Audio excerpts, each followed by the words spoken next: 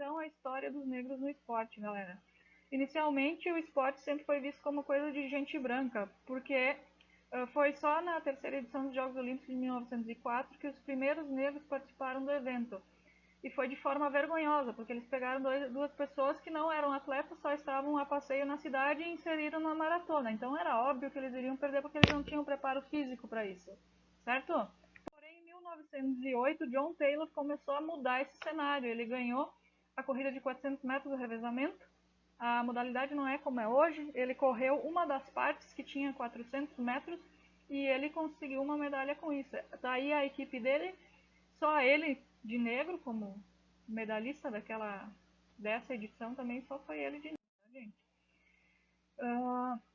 Os esportes coletivos como futebol, vôlei, basquete, tudo que vocês imaginarem de esporte mais conhecido assim, todos eles inicialmente sempre foram coisas de branco, porque a maioria deles foi criado em universidades e quem frequentava as universidades antigamente eram só os brancos também. Então, esse é o maior motivo. Os esportes coletivos, então, eles eram também considerados coisas de branco. A inclusão dos negros no esporte é uma história muito pesada, cheia de episódios racistas muito fortes. A supremacia branca não admitia perder para os crioulos, que era assim que eles chamavam eles para ofender, né? Mas de vitória em vitória, os negros foram sendo inseridos no esporte, pois notava-se a sua melhor aptidão física, que exigia para os esportes que exigiam força e explosão, o que se dá devido às fibras musculares deles. Eles têm mais tendência a desenvolver músculos, então isso dá para eles uma força e uma capacidade explosiva muito grande, tá? Acredita-se que os negros possuem melhores condições físicas geneticamente devido ao fato de que historicamente alimentavam-se muito melhor do que os brancos, que os escravizavam. Então, e como eles tinham que trabalhar muito pesado, então o desenvolvimento físico dele era muito melhor. E sim, era passado de geração em geração, tá, galera? Mas isso hoje em dia não é mais assim, isso já caiu por terra. Essa questão do esporte ser só pra gente branca, tá? Porque os negros vieram com força para mostrar que eles sim são os melhores. Hoje em dia, no meio esportivo e da educação física, a gente já sabe que ser negro dá uma predisposição para que a pessoa se destaque no esporte, tá? Bem devido a isso, por causa da genética mesmo, por causa do desenvolvimento corporal das fibras musculares deles, tá? Então, vamos falar dos maiores medalhistas da história. Eu vou colocar os mundiais e também vou colocar os brasileiros, então, nas mesmas modalidades. Então, Simone Ariane Biles é uma ginasta profissional dos Estados Unidos. Ela é da ginástica artística. Ela é vencedora de 25 medalhas em campeonatos mundiais. Ela é a ginasta mais condecorada da história, tá, gente? Então, nós temos ela mundialmente e aqui no Brasil nós temos a Daiane dos Santos. Ela tem 9 medalhas de ouro em competições mundiais. E ela foi muito conhecida principalmente pela minha geração. Eu vi ela na televisão. O Pelé, então, ele é considerado o rei do futebol, né? E ele coleciona muitas medalhas, muitos títulos. Ele foi o cara que mais fez gol em partidas da liga de futebol, né? Ele fez um total 1.281 gols em 1.363 jogos. É muito gol, minha gente. Ele foi pro Guinness por causa disso, tá? E claro que nas mulheres a gente também tem a Marta agora, que ela também tá aí com muitos títulos e ela até chegou a superar o Pelé em algumas marcas. Ela é considerada a atleta feminina, a melhor atleta feminina de todos os tempos, tá? E também é brasileira.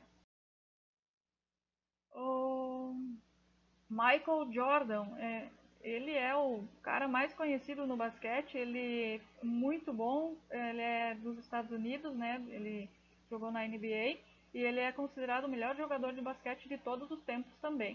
No boxe nós temos o Muhammad Ali, conhecido como Ali. Ele é considerado a lenda do boxe, um dos melhores do boxe da história, né? Ele foi eleito desportista do século pela revista estadunidense Sports Illustrated em 1999. Ele colecionou muitos títulos aí, inclusive ele era o ídolo do Mike Tyson, né? O Mike Tyson veio logo depois dele, também foi um ícone dentro do boxe. No tênis a gente tem a Serena, ela é bastante conhecida ainda hoje, né? Ela é considerada uma das maiores atletas também, ela coleciona inúmeros títulos nacionais e mundiais e ela é também atleta campeã mais velha, com 33 anos ela ainda jogava tênis. Então, Hamilton, a gente tem ele nas corridas de carro, né? Na Fórmula 1. Ele foi 6 vezes campeão na Fórmula 1. Ele é considerado um dos maiores pilotos de todos os tempos, certo? Depois no judô a gente tem o Ted, ele é também chamado de o gigante, ou The King. Eles apelidaram ele assim, porque olha o tamanho do cara, ele ali do lado do técnico dele, né? Ele é muito grande, né, gente? E ele assim, ele é invencível. Ele em 2010 não perdeu nenhuma competição, ele ganha tudo que ele faz, ele leva, gente. É incrível. Então no Brasil a gente tem a judoca a Rafaela Silva, né? Ela também ganhou muitas medalhas mundiais. Ela até sofreu alguns episódios aí de racismo bem complicado, ela entrou em depressão, se afastou do esporte, depois ela voltou com tudo e começou a levar tudo de novo. Então, depois nós temos a Mireia Hernandes, ela é jogadora de vôlei cubana, ela hoje está aposentada, é tricampeã olímpica, bicampeã mundial, e ela é considerada uma das melhores jogadoras de vôlei de toda a história também, tá, gente? Depois, nas corridas, antes do Bolt, que o Bolt eu vou mostrar depois, antes dele o cara que mais corria era esse Jesse Owens, certo? Ele era um norte-americano e ele venceu nos Jogos Olímpicos em 1936, quando estava estourando a questão do nazismo ali. Então imaginem um negro ganhar no meio daquilo, e os Jogos ainda foram na Alemanha. Então ele venceu ali numa época bem complicada historicamente e deu um tapa na sociedade, na cara da sociedade branca mesmo. Então, no Brasil nós tivemos nessa mesma época a Aida dos Santos. Ela é uma atleta brasileira, especialista em salto em altura, tá, gente? Se tornou a primeira mulher brasileira a disputar uma final olímpica, ficando em quarto lugar nos Jogos Olímpicos em Tóquio em 64.